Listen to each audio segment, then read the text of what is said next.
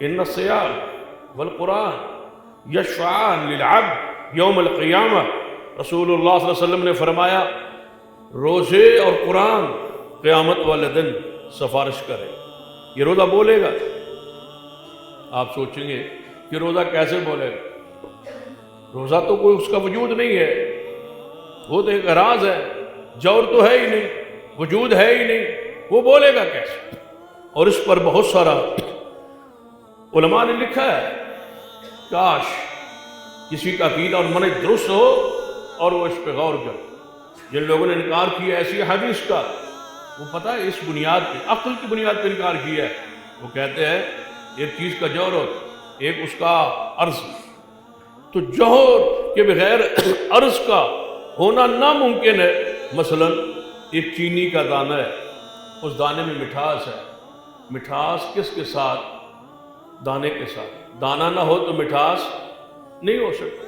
فرماتے ہیں مٹھاس کے لیے ضروری ہے کہ دانہ موجود ہو، کڑواہٹ کے لیے ضروری ہے کہ اس کے لیے کوئی چیز، کوئی جوہر، کوئی جسم موجود ہو، تو لہذا ضروری ہے کہ روزے کے لیے کوئی جسم موجود ہو۔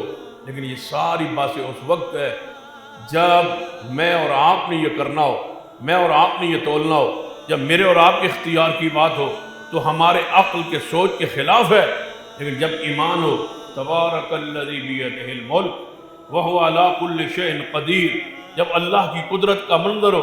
اسی لیے امام بخاری رحمۃ اللہ علیہ نے جب وہ صحیح البخاری کی وہ آخری حدیث لائے کہ کلمتان حبیبتان الی الرحمن ثقیلتان فی المیزان، وزن ہوگا اعمال کا، تو وہیں اللہ کی جو صفت لائے وہ صفت القدیر لائے کہ جب تولنے والا قادر ہے۔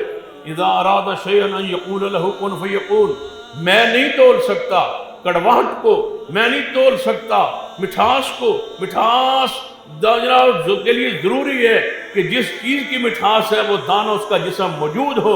لیکن یہ ہمارے لیے جب اللہ چاہے تو مٹھاس کو الگ تولنے پر بھی قادر ہے اور اس کے جوہر اور وجود کو الگ تولنے پر بھی قادر ہے۔